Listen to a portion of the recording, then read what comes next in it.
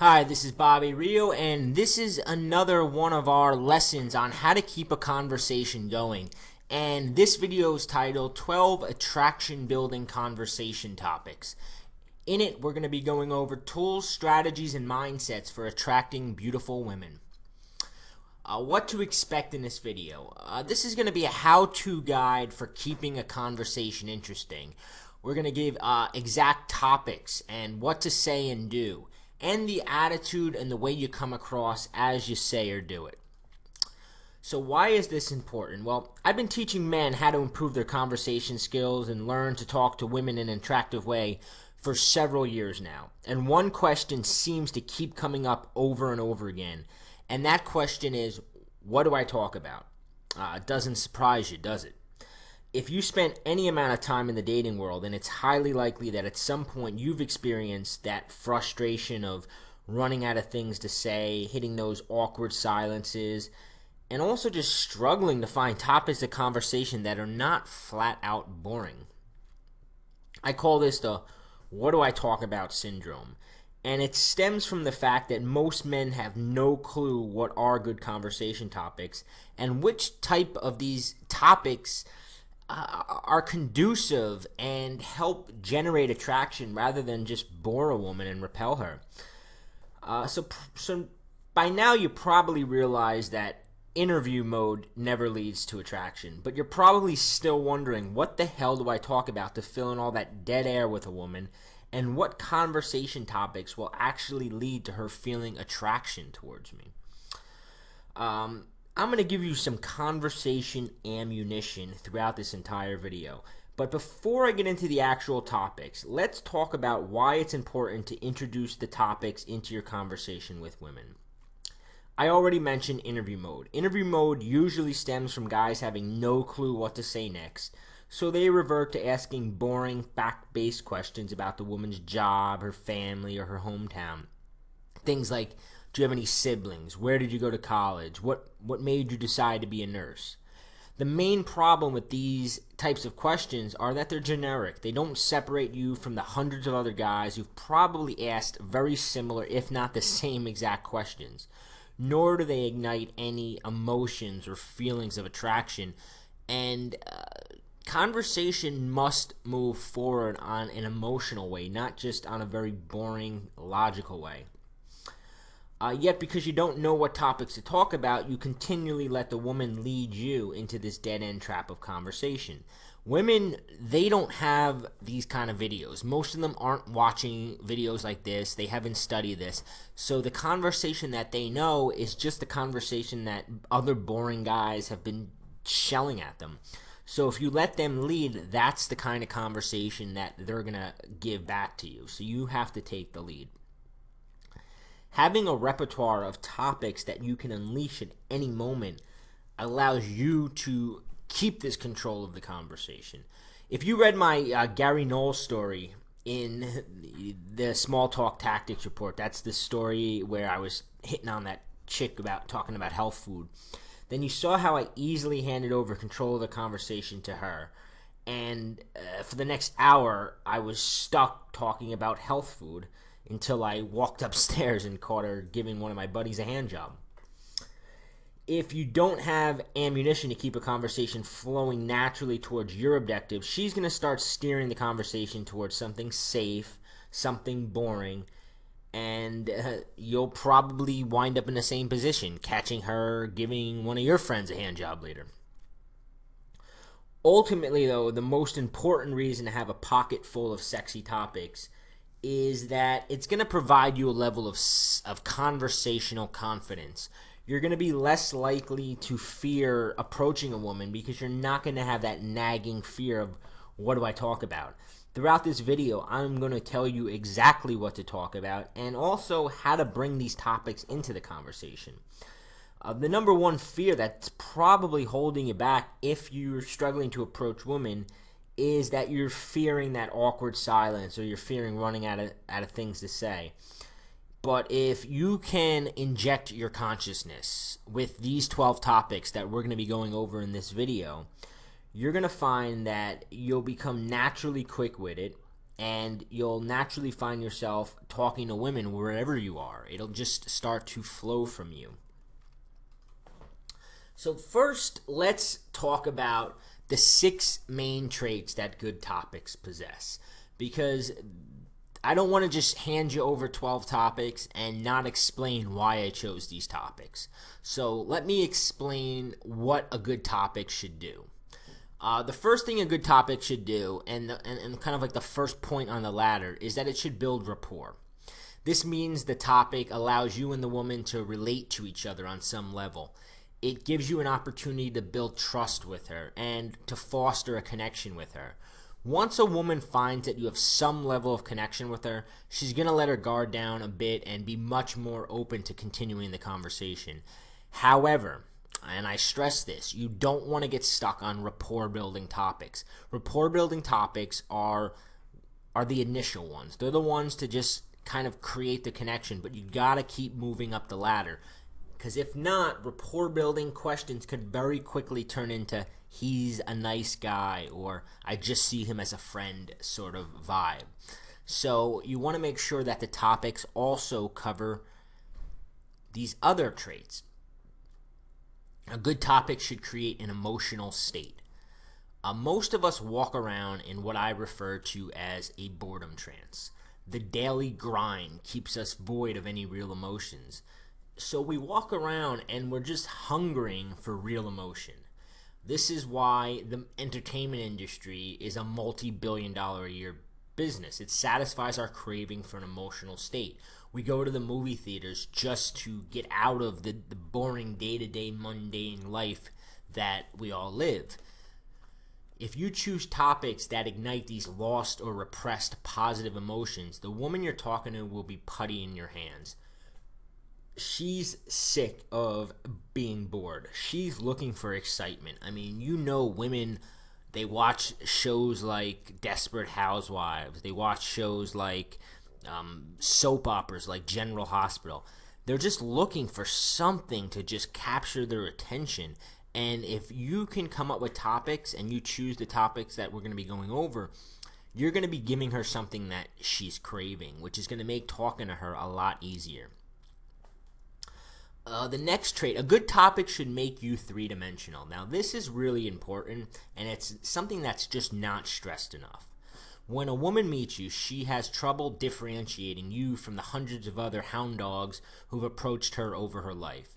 And it's easier for her to group you in with all of them and reject you than it is for her to open up and give you a chance. This is why it's important that you immediately introduce topics that'll create a unique identity for you. And it's even more powerful to add some contradictions to your identity. For instance, if you're the intellectual thinker type, you might also let her know that you're an MMA fighter. This will not only make you unpredictable, but it also allows her to imagine herself having fun with you on different type of scenarios. It's like when you watch a movie. What characters are the most interesting? Are they the ones that are the exact stereotype of what you imagine that character to be, or are they the one with some interesting traits? And one of the ways that you connect with a woman is by letting her picture what you're like outside of this bar environment. Because inside of a bar, it's very easy for her to just group you in and just imagine you as another beer guzzling guy trying to get in her pants. But when you start talking about things that show that you have a different side to you, in her mind she sees you in these different environments, and it gives her a more three-dimensional view of what you are. So you want to make sure that a topic helps you present this three-dimensional side to you. The topics that we're going to go over in this video, they do that. The next trait, a good topic provides hooks to keep a conversation going. Ultimately, you want to get her to open up to you. You want her to get her to express her emotions and become invested in the conversation. The best way to do this is to provide hooks for you to chime in. This means that a good topic acts as bait to hook her into becoming more emotionally involved in the conversation. Now, in previous videos, I've talked more in depth about this concept of baiting a woman and hooking a woman. But you want to use topics that are are very good for baiting and for hooking. And I'm going to point out as we go through the 12 topics which of the topics are really great for this. So just keep in mind, though, that you don't want to be stuck on topics that you can't move easily to another topic. A good topic allows you to display your attractive qualities. There are certain characteristics that women universally find attractive. These characteristics include being pre-selected by other women, social proof, leader of men, worldly, passionate, fun, and adventurous. The more of these characteristics a topic allow you to display, the better. Now, the reason you want to choose appropriate topics to display these is because if you claim these sort of things, if you go up to a woman and be like, yeah, I'm really a leader amongst my friends really see me as a leader, you're going to sound like a lying bastard. If you say things like, oh, I'm really passionate, or I'm adventurous, show her, don't tell her. So you want to choose topics that allow you to show her these traits. Because if you try to tell her, it's just going to come off as bragging, try hard. You're just going to sound like you're full of shit. And finally, a good topic leads to sexuality. If your goal is to create sexual attraction in a woman, then ultimately you need to begin to build sexual tension. And the topics of your conversation must allow you to do this. This means that a good topic should be visceral. It should lend itself to touching and should produce an undercurrent of sexuality. This is something that, a lot of people think that to get sexual, you got to be talking about something like blowjobs or the physical act of sex. But there's topics that lend themselves to sexuality, topics that aren't necessarily about sex, but make sex very much a part of the conversation in an unsaid sort of way. And we're going to talk about which of the topics do that the best. So what are the 12 topics? The 12 topics are glorified gossip, early years and childhood memories, future ambitions, observations about her, unusual experiences, passions and interests, struggling to get ahead, current pop culture references, travel, lessons learned, situational observations, and music. So, let's go through each of these topics and explain why it's good, give some examples of what you can say to bring these into conversation, and also what role each of these topics performs, because each of them have lend themselves more to certain aspects of what you're trying to create. Some of them are better for rapport, some of them are better for attraction, some of them are better for sexuality. So as we go through them, I'm going to let you know which fit into which role. So the first is glorified gossip, and the reason I listed this first is because this is a great topic to start with. This is what a lot of guys use, especially in the pickup artist community. This is what a lot of the PUA routines and openers are based on.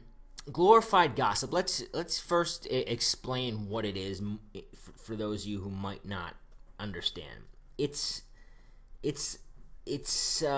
stories and gossip about people you know, or something that happened to one of them. The drama going on in one of your friends' life or your coworker's life. It's anything that deals with relationships, sex, weird twists. Think Jerry Springer.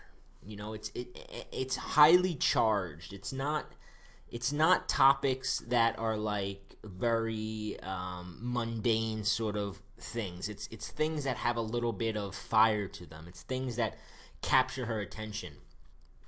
And the reason that these topics work so well is for a few reasons. One is that when you introduce a highly charged topic, a topic that evokes opinion, women and men, I mean, we love to express our opinion on things. It's just natural. Like, we love to be heard. We love to say what we are. We're all critics at heart. We all want to talk about why we hated a certain movie, why this person's a jerk, why this person's cool. We just love expressing our opinion. It's a means of expressing aspects of our personality, and people very rarely let us flat out talk about ourselves for an hour. So by talking about somebody else, it's giving us a chance to actually talk about ourselves because we're expressing our opinions.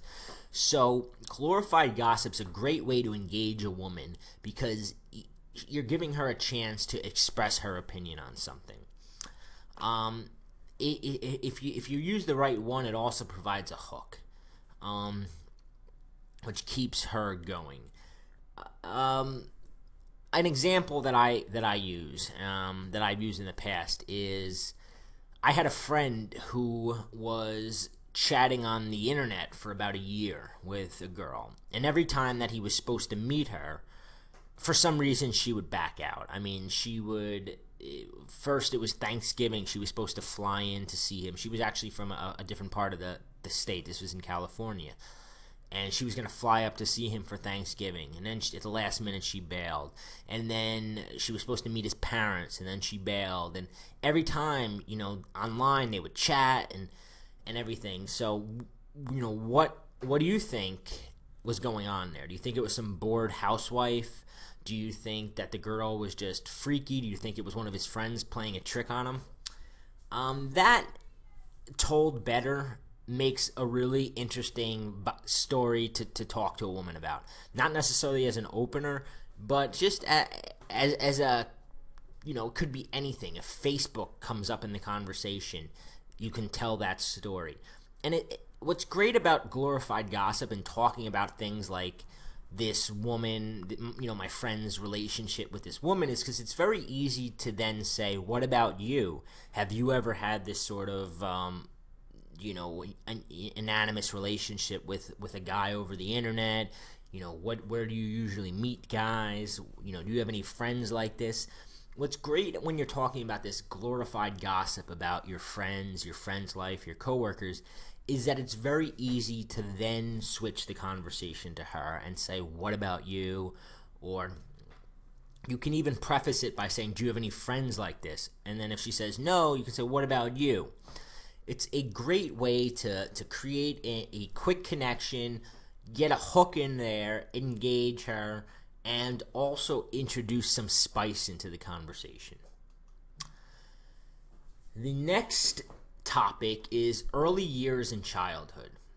And this is great because, first off, if something stands out vividly in your mind, it's probably an interesting story, and it's probably going to come across as interesting to somebody you're talking to. More importantly, though, when you talk about early years in childhood, whether you're talking about yours or hers, is that your ultimate goal is to get her recounting her childhood experience. Our childhood is sort of this magical place that all of us, we have a floodgate of emotions involved when we think about our childhood, but we very rarely get to talk about them. It's just something that, especially the older you get, the further you are away from your childhood. So when you start thinking about it, just endorphins go off in your brain. It's just an unconscious thing that you just get this warm, connected feeling. And it's a real refreshing change of pace from the normal conversation a woman's going to have with a guy who's going to be talking about drinking, or he might be talking about job, he might be talking about, whatever. Chances are he's not talking about how he used to play manhunt when he was a little kid and how he had this girl that he had a crush on and he was chasing her and blah, blah, blah. These are things that, the ultimate goal is to get her talking about her childhood and getting her in a good place mentally. Now, this one, what's great about it is that it fulfills the requirement of making you three-dimensional. because you start talking about your childhood and she starts seeing you in another element. She starts seeing you outside of just you're just a guy in a bar. Now, if you bring up um, things that you both share in common, and if you grew up at the same time, there's going to be a ton of these. I mean, if you're talking to a girl and you bring up Smurfette, or depending on how old you are listening to this, you might have a different experience. I grew up in the 80s, so for me, like talking about Care Bears or Smurfette or Little Miss Princess, or playing Chutes and Ladders, or playing Hi Ho Cherry-O, or Hungry Hungry Hippo.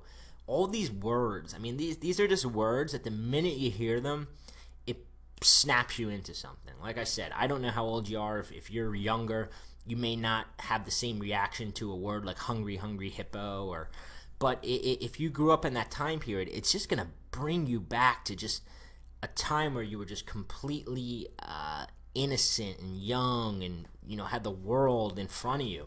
And it's a nice place to be. And when you're sharing that with somebody, you're bonding a lot easier. You're also instilling the playground mentality in her. And that playground mentality is great for creating attraction, because you get to easily start teasing her and sort of move into that teasing in a little kid sort of way.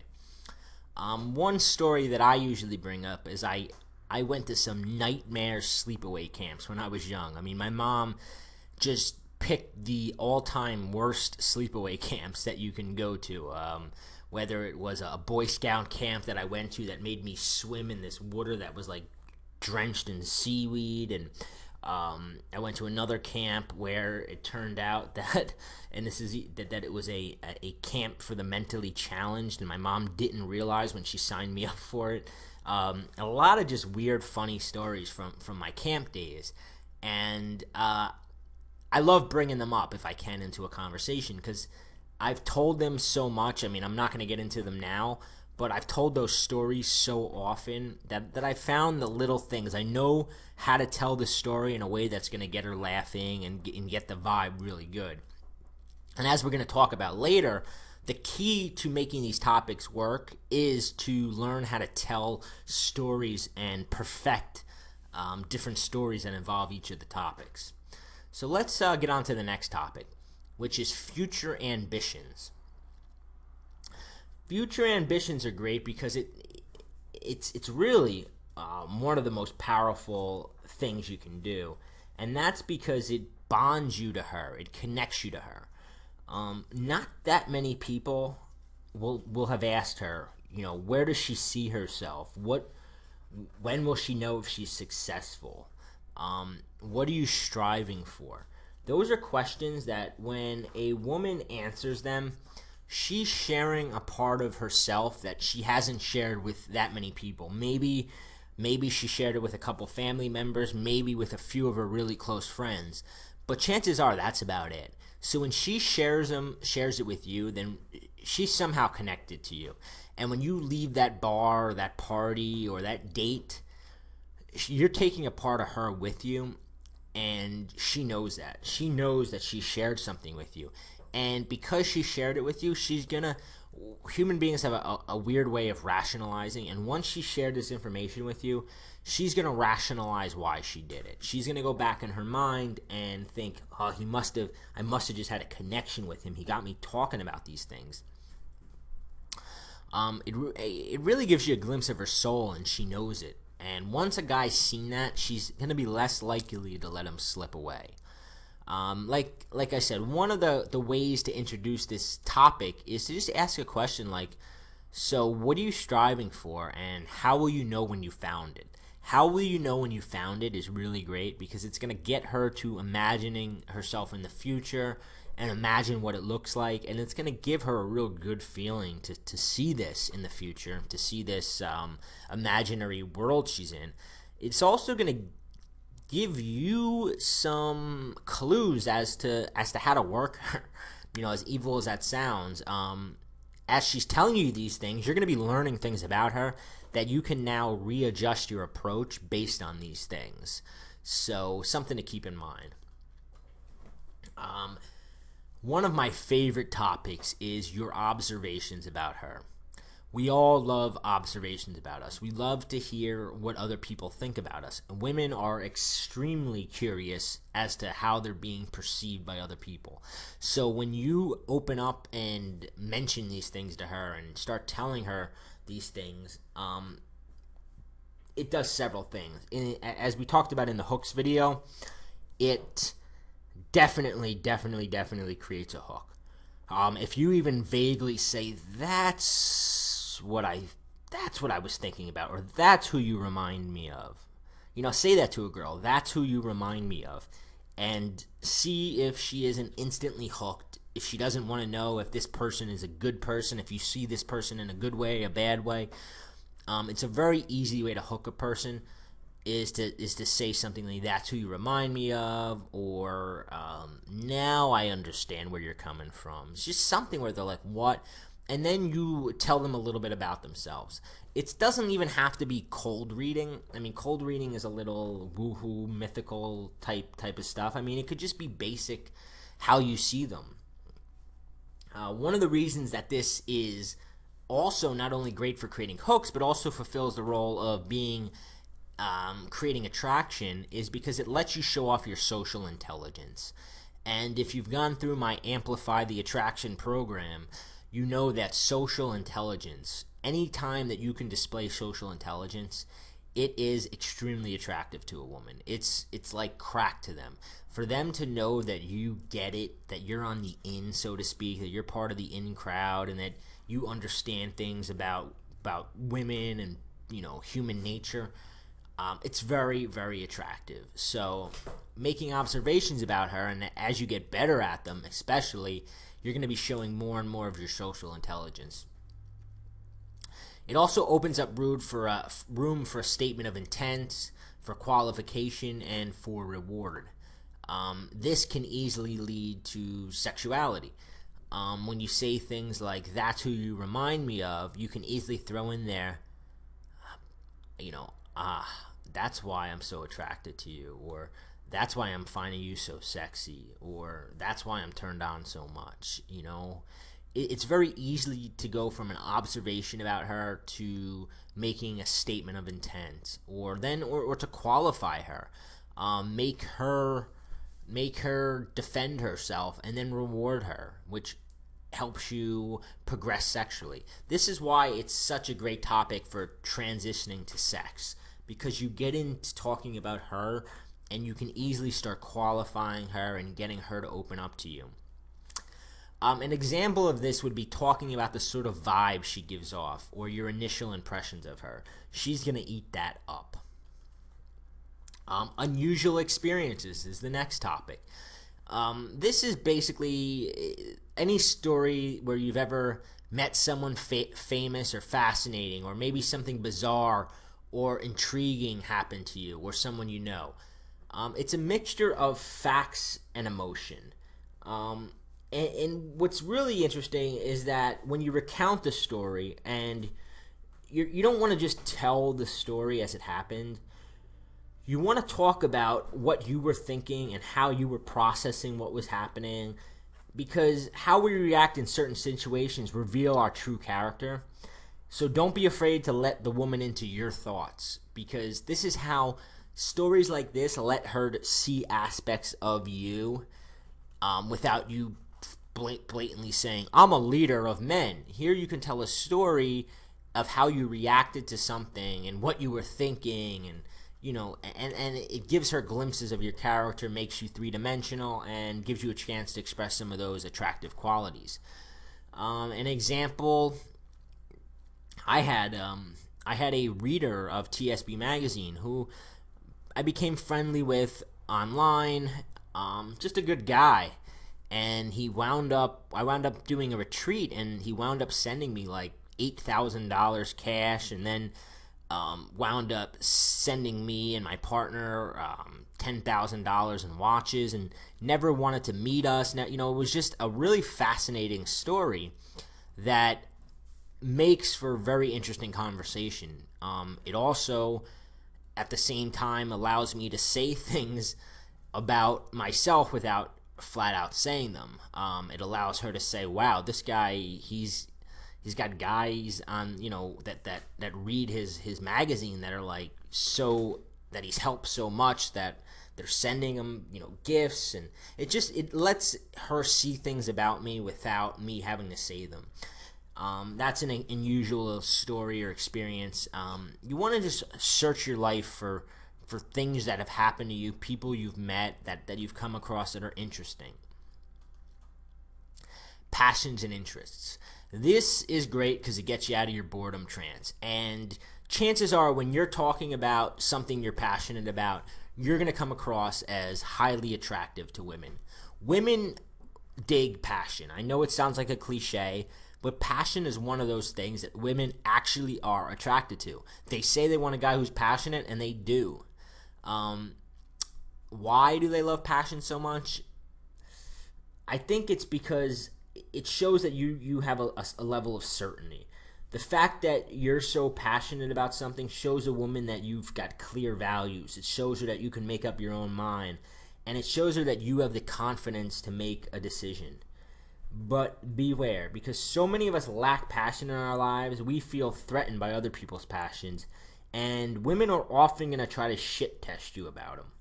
This means that a woman will often try to turn you against your passion to see if it's legitimate.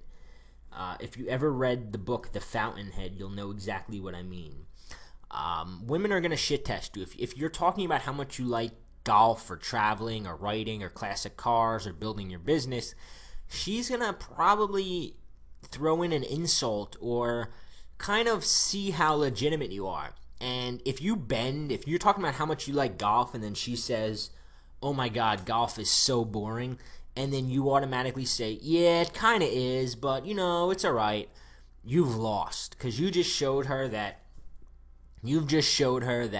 you will bend your position to make her happy or to be agreeable.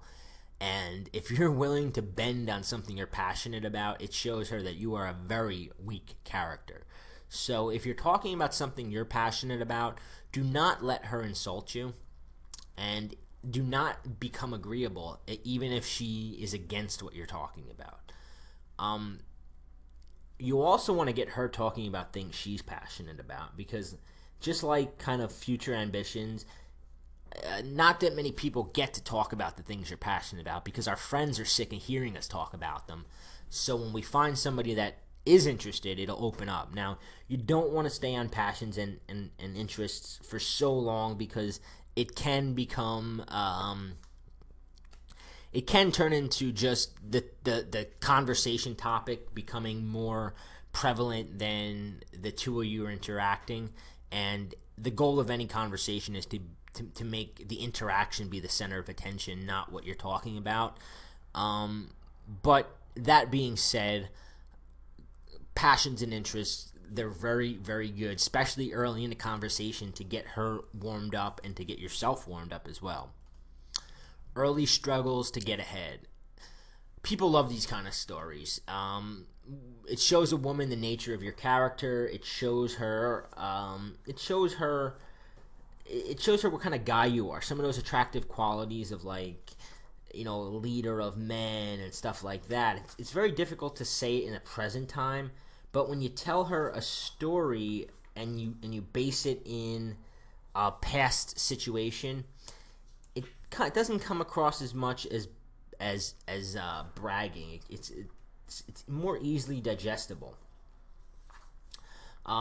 These stories can include the time you beat up the town bully, or how you slept in your car for 6 days because you were dead broke, only to later get the job of your dreams, or your struggle with cold calling clients, moving to a new city, or the first time you went snowboarding. People are bored, and if you talk about what's currently happening and you focus too much on yourself, it's going to bore people. But if you have a story where you faced a big obstacle and overcame it, it'll show a woman that you're talking to that you're not the sort of guy who backs down from a challenge. And it usually gives her a chance to recount some of her past glories. You get to say something like, "What about you? Did you ever have something that you thought you'd never be able to achieve and then you did?" And that's just a good feeling. It's something that she's going to want to talk about. Current and past pop culture. Sort of like the early childhood memories, it allows you to bond over a shared history. The fact that you're both fans of a TV show, although I don't recommend talking about a TV show forever, but the fact that you both can recite a few lines or a few of Barney's catchphrases from How I Met Your Mother or A Modern Family or The Office or any of these comedies, if you both can recite some lines from them, it shows her that you're three-dimensional, that you're actually a guy who is not just a guy who lives in a bar and comes out at night to seduce women. You're actually a guy who has nights where he's sitting on the couch watching TV and hanging out with his friends, and it's just a great way to let her see that side of you. It's also a great go-to topic. I mean, fact is no matter how much you prepare, there's going to be moments in a conversation where she doesn't give you much and you don't know what to say, and at those points, going into pop culture is a great way to keep the conversation going. It's a great way to just to get her talking too. You want to base your references and opinions. This gives you a way to express aspects of your personality about it, like saying something like, how great was the first Karate Kid? Not sure if women appreciate the Karate Kid as much as men do, but I remember about 5 months ago when the remake of the Karate Kid came out, it was an excellent conversation topic at bars. I would just start talking about how annoyed I was that they remade the Karate Kid, that it was a classic, and any girl who has seen the movie agrees, and it just becomes this like real nostalgic thing to talk about for a few minutes. Another example would, if you want to use pop culture as a way to find out things about her and move towards a sexual level, you can say something like, so would you ever date a guy like The Situation on the Jersey Shore? And you can even a better way to do it is to make a statement rather than ask that. Like, you totally seem like the kind of girl who would be all over The Situation if you walked in here right now. Great way to get the girl defending herself. Oh, I'm totally not into that kind of guy. Why would you think that? And then you can say, well, you got the Jersey haircut going, and you can just tell her things about yourself. So pop culture is not a great topic on its own, but you can use it to transition to references about her. You can use it to do just about anything. Early childhood memories, just different things. So pop culture, definitely great. Traveling. People love to talk about traveling. If you've ever met somebody who's just came back from a vacation, that's all they want to talk about. Women are also very attracted to men who travel because women love traveling. Everybody loves traveling, basically. So when you talk about your traveling, she begins to see you as the kind of guy that she can escape with, that you like traveling. The two of you can travel together. It's a form of escapism. The key here is to let her talk, though. Don't feel the need to jump in and immediately and tell her stories or brag about where you've been. Instead, use it as an opportunity to dig deeper into her interests, her desires, her passions, her worldviews. It's easy to transition travel into sexuality. One good story will do that. You can talk about how the women in Brazil was cool, but your girlfriend at the time was a little intimidated because she didn't like wearing the Brazilian bikinis. Would you wear a Brazilian bikini if you were in Brazil? Very easy to just kind of transition into something on a more sexual nature. The best way for you to talk about travel, though, is instead of recounting where you've been and being like, I've been here and here and here, just tell one unique story about one of your trips that gives her a glimpse inside the kind of guy you are. So keep that in mind. If you travel a lot, instead of just making a laundry list of the places you've been and how cool they are, tell a good story from one of your trips. Lessons you've learned, another great topic. These are anecdotes where you learned a good lesson. We all like to learn from other people's experiences. And if you start telling her if you start telling her a story, she's gonna listen. Since the object of your conversation though is to create a attraction, it's best to tell the story in a humorous way. This lets her see you as a fun guy. If you start telling a story about a lesson learned and you're dead serious, it could get a little like, yeah, this is too much for talking at a bar or a party. But when you do a funny story, it's great. I often tell the story of a boss who used to ride me hard at work. He'd give me a lot of shit. I'd recount some of the humorous and exaggerated accounts of what he would do to make my life miserable, and how later that same boss wound up recommending me for a promotion, and I realized he was testing me to see if I had what it takes. And I usually actually segue this into how women shit test men for the same reason. And it becomes, from talking about lessons learned, you can now talk about how women shit test men, display some social intelligence in the fact that you notice that and you know about it. And it also allows you to start asking her things like, so, if a guy does this, what do you usually do? I bet you're like this. And you get to now transition into telling her things about herself. So lessons you learned is another great transition topic, another great way to give her a glimpse inside of you. Situational observations. These are where you're cold reading the people around you, where you're noticing funny things happening and pointing them out to her. This is just something for you to show off your sense of humor. When talking to a woman, it's definitely fun to spend some time people watching. It means you can cold read the people around you, or even better, create imaginary lives for them. If you get a woman who's into that and she jumps in, it's really, really fun. In order to use this effectively, though, you need to become quick-witted and get good at spotting humorous and ironic things. When you go out tonight or next time you're out, really practice. I mean, look around and get good at it. Get good at thinking quicker and being able to notice funny things. Because if you can do it, it's really, really good skill. Because a lot of times in a conversation, you hit these walls or you hit these points where you need something to talk about, and to be able to just look at somebody and make like a witty remark or notice something, it shows a lot of social intelligence. It shows her that things aren't going to get awkward between you. For instance, if you catch an older man with a really attractive younger date, you could say, is he rich or is she a prostitute? It's just a way to take something going on and make it a fun story, and it's also a way to bait her to things out of her. Like, for instance, you can say, have you ever been with an older man? You see something going on, like two couples on the if you say, like, I bet they're on a first date. Oh yeah, what was your worst date? It's a very good way to transition into something else and to move the conversation along. You notice something going on and then you relate it back to her. It is a great way to pry into her life a bit.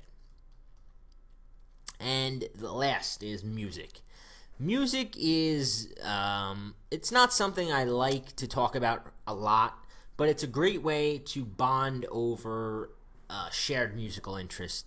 It works even better the more unique the music. So if you both like Coldplay, not that interesting. If you're both really into like 1920s jazz, a lot more interesting, a lot more unique, and the connection's going to be a lot stronger. But don't feel like you have to have the same taste, because if you have different tastes in music, it's an ample opportunity to tease her or to cold read her. If a girl is into like rap, I'm not into rap at all, but I love when women are into rap, because I have a few jokes I can make. I talk about how I can picture them thugging out, and just different jokes, different cold reads. Music's also a great way to amplify her emotions. Now, I have a video out you can find it on YouTube under youtube.com/make small talk section called Amplify Her Emotions, where I talk about how to dig in. So if a woman says she likes Beyonce, and you can say, what's your favorite song? When you were at the concert, if she's talking about a concert, so at the concert, what was the best part of the concert? and now she recounts being there and say, and then you amplify it by saying something like, yeah, that must have been amazing. Beyonce on stage, the crowd just going crazy, her just going nuts, and you put her back in that state. And now her emotions are amplified, and it's a lot easier to get her out of that boredom trance and actually create a connection and attraction with her when her emotions are at a peak state.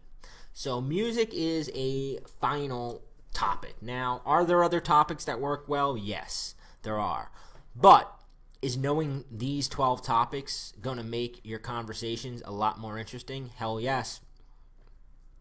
So let's go over some tips for implementing this, because knowing the conversations is one thing, going out and actually remembering to use them is another. So let's talk about some tips. First off is rooting. Root the topics by saying something that plants the seeds of what you'll say next. This is how you bring them into a conversation. For instance, if you want to begin talking about early childhood memories, you could say something like, you totally have this way about you that reminds you of my third grade teacher, Mrs. Robbins. Haha, I remember this one time in that class, she got so mad at one of the kids that she picked up a desk and threw it at him. You ever have a teacher like that? You see how you rooted it, saying that you have this way about you that reminds me of my third grade teacher. And what you did there was not only did you bring up early childhood memories, but you also brought up observations about her. So now you not only got her thinking about the childhood, but you also made an observation about her. You've also pried into her childhood to see if she's had similar stories. And all you did was root it by, you have this way about you. You can easily have said, the bartender reminds me of. You're just bringing up something by prefacing. If you just said something like, I had this third grade teacher who was so mean, it's not going to make sense. It's going to seem forced. But when you say, you remind me of, or the bartender reminds me of, or our waitress reminds me of, even if they don't, it's just a great way to bring up what you want to talk about. So remember, you want to root what you're going to talk about. Another tip is to create a story folder. Keep a folder with the past and present stories, and then fine-tune them, make them funnier. So if you have a story about an early childhood memory, if you've got a story about a struggle to get ahead, you got a story, whatever stories you have, fine-tune them and make them funnier. There's always words that you can replace, change. There's certain words that are just funnier than other words. So pick the funniest word, the word that captures something better. Comedians are excellent at this. Comedians know the word to use to get the best laugh out of it. So you want to go through your story and add and subtract words using the word that does it best. And ideally, the shorter you can make the story, the better. So if you can take a story that's normally a half an hour to tell it and turn it into a really jam-packed 3-minute story and just make it really, really tight and funny, that is your ultimate goal. Now, she expects you to be exaggerating. When you're telling a story, exaggeration is part of it, especially when you're telling an early childhood memory. So if you had a teacher who used to throw books when she was mad, you can say that she picked up the desk and threw the desk across the room. Whether or not you're lying or exaggerating, it doesn't matter. The story's not about whether or not she really threw the desk. It's about how you reacted to it when you were a kid. So don't be confined by the truth. Remember that. Whatever makes the better story, use. And don't limit yourself to your own stories. If you had something that happened to your brother or one of your friends or, an ex-girlfriend that was really funny, tell it. Say, hey, my brother, the funniest thing happened to him. I have to tell you this story. And tell it. And if it serves the purpose of creating a childhood memory or an early struggle to get ahead, it serves its purpose. It doesn't matter whether or not it happened to you or somebody else. A story is a story is a story. So create a story folder. Keep it on your desktop, and anytime you hear a story that's funny or something funny happens to you or something interesting, just write a little note to yourself and practice telling it. You can talk for hours with only 4 topics. I gave you 12 here, but you can literally mix and match 4 stories from any of the 12 topics and just keep talking. Ideally, you want to create a roadmap to keep the conversation moving towards your desired outcome. Now, if you're on a date with a girl, your desired outcome is probably to get physical with her. Maybe your desired outcome is to get her phone number if you're at a bar. I don't know, but you always want to be moving it towards your desired outcome. So as you choose the next topic you're going to be talking about, you want to be getting closer to your outcome. You don't want to, start off talking about something really sexual and then move away from it, and then by the end of the conversation you've totally diffused the sexuality and you're both talking about the weather. You always want to be moving forward. And also, when you find a winning combo, don't be afraid to keep using it. A lot of guys, they have really good conversations with women, and instead of going out and replicating it, they feel like, oh, I gotta be different this time. Use it. If it works, use it, and keep using it until it stops working. So let's show you how to do a 4-topic slide. A great starter topic is glorified gossip, in which you mention a story about how your best friend got caught cheating. Then you can move into rooting a childhood story and say something like, it's so funny though, the girl he cheated with looked just like my 3rd grade teacher, Mrs. Maher.